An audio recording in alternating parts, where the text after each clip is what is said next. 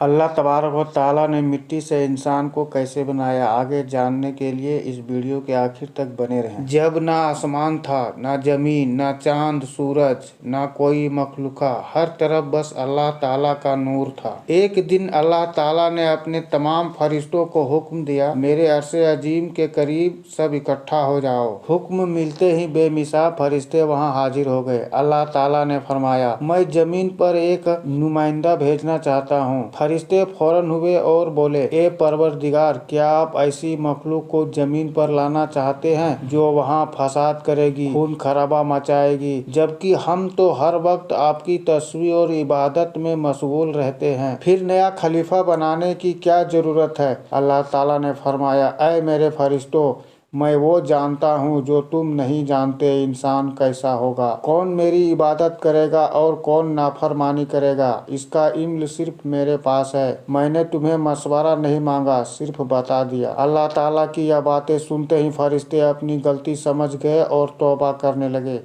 उन्होंने अल्लाह ताला से माफ़ी मांग ली। फिर अल्लाह ताला ने अपने 4 बड़े फरिश्तों को बुलाया, हजरत जिब्राइल, मिखाइल, इजराफिल और अजराइल अलैहिस्सलाम। हुक्म मिलते ही सब हाजिर हो गए। सबसे पहले अल्लाह ताला ने हजरत जिब्राइल अलैहिस्सलाम को हुक्म दिया, आए जिब्राइल, ज़मीन पर जाओ, वहाँ से एक मुट्ठी मिट्टी लेके आओ जिससे मैं अपना खलीफा पैदा करूँगा। जिब्राइल अलैहिस्सलाम ज़मीन पर आए और मिट्टी उठाने लगे, मगर मिट्टी रोने लगी। गिड़गिड़ा कर बोली, आए जिब्राइल, मुझे कहाँ लेके जा रहे हो?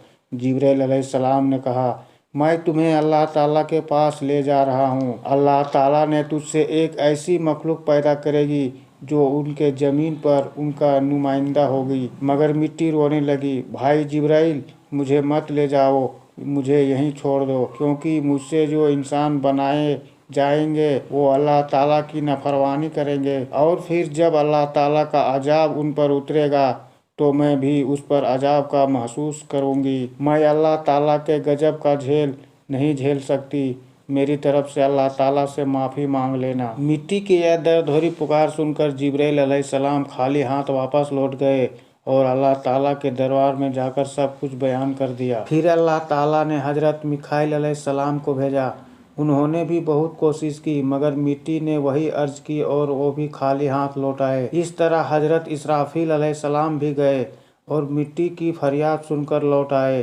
तीनों फरिश्ते मिट्टी उठाए बिना लौट आए। आखिरकार अल्लाह ताला ने हजरत अजराइल अलैहिस्सलाम को भेजा। जब वह जमीन पर पहुंचे तो मिट्टी ने उनसे भी रोते हुए कहा, ऐ अजराइल, मुझे मत ले जाओ, मुझे यहीं छोड़ दो। लेकिन अजराइल अलैहिस्सलाम ने दृढ़ आवाज़ में कहा, ऐ मिट्टी, मैं तेरे बात पर वापस नहीं जाऊंगा, क्योंकि मुझे अल्लाह ताला ने हुक्म दिया है और मैं अल्लाह ताला के हुक्म की मुखालफत नहीं करूंगा। यह कहकर उन्होंने मिट्टी उठाई और अल्लाह ताला के दरबार में लौट आए। अल्लाह ताला उनसे बहुत खुश हुए और फरमाए, ऐ अजराइल, क्योंकि तुमने मेरा हुक्म पूरा किया, इसलिए मैं तुम्हें एक खास जिम्मेदारी दे रहा हूँ। इंसानों की रूह कब्ज करने की जिम्मेदारी अजराइल अलैहिस्सलाम ने अर्ज की, ऐ अल्लाह ताला, अगर मैं इंसानों की जान लूँगा तो उनके घर वाले मुझसे नफरत करेंगे। अल्लाह ताला ने फरमाया, तू फिक्र मत कर, हर मौत का अलग सबब होगा।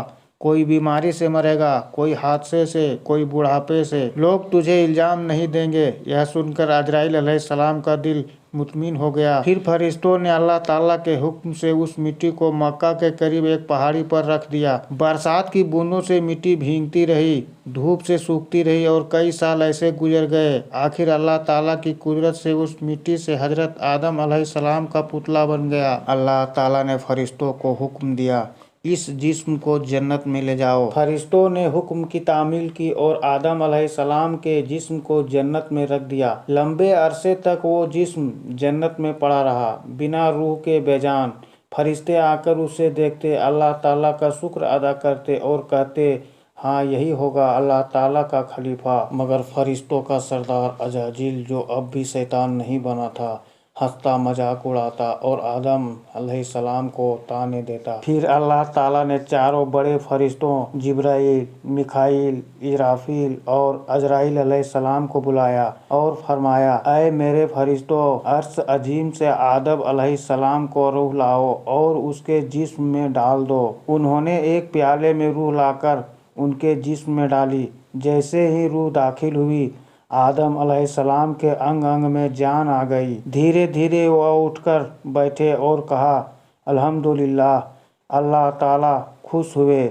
आदम अलैहिस्सलाम ने 2 रकात नमाज अदा की, अपने पैदा किए जाने की नेमत पर शुक्र अदा करने के लिए। फिर अल्लाह ताला ने उन्हें एक सोने और हीरे जड़े तख्त पर बैठाया और तमाम फरिश्तों से फरमाया, आदम को सजदा करो। सभी फरिश्ते सजदे में गिर पड़े सिवाय अजाजिल के। अल्लाह ताला ने पूछा, अजाजिल, तूने मेरा हुक्म क्यों नहीं माना? अजाजिल ने घमंड भरे लहजे में कहा, आपने आदम की मिट्टी से बनाया और मुझे आग से। आग हमेशा ऊपर उठती है, मिट्टी नीचे गिरती है, इसलिए अगर कोई सजदा करेगा तो वो आदम को नहीं, आदम मुझे करे। अल्लाह ताला का गजब भड़क उठा और फरमाया, जा, तू मेरी रहमत से दूर है, आज से तू लानती है। बस उसी वक्त अजाजिल को, कभी फरिश्तों का सरदार था, लानती बन गया। इब्लिस यानी शैतान रोने लगा और बोला, ऐ रहम दे खुदा, मैंने लाखों साल इबादत की है तो मेरी एक दुआ कबूल कर लें। अल्लाह ताला ने फरमाया, क्या चाहता है तू? शैतान बोला, मुझे क़यामत तक की ज़िंदगी दे दीजिए। अल्लाह ताला ने कहा, ठीक है, तुझे क़यामत तक की ज़िंदगी दी। शैतान ने कहा, ऐ मालिक, जिन आदम की वजह से मैं गिरा, मुझे ताकत दें कि मैं उनके जिस्म रंगों में दाखिल हो सकूं। अल्लाह ताला ने फरमाया, तुझे यह ताकत दी गई, लेकिन सुन ले, मेरे सच्चे बंदों पर तेरा जोर नहीं चलेगा।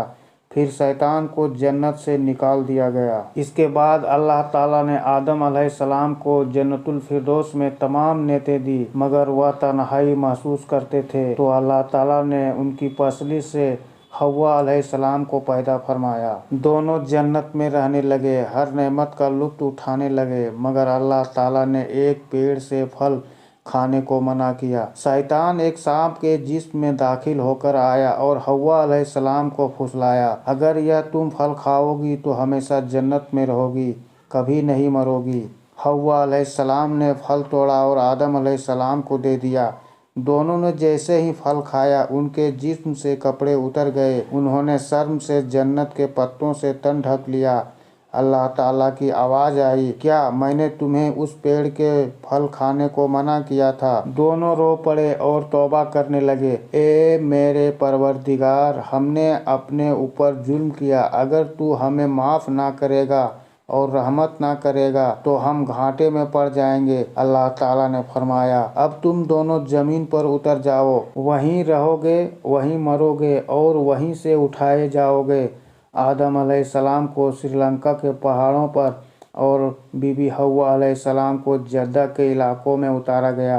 दोनों वर्षों तक एक दूसरे से जुदा रहे, रोते रहे, तौबा करते रहे। आखिर अल्लाह ताला ने उनकी तौबा कबूल फरमाई और उन्हें फिर से मिला दिया। फिर अल्लाह ताला ने हुक्म दिया, अब तुम दोनों मेरी बनाई हुई नस्ल की बुनियाद रखो। यूं इंसान की असली ज़िंदगी शुरू हुई, जहां शैतान उसका दुश्मन है और अल्लाह ताला की राह उसका मकसद हम।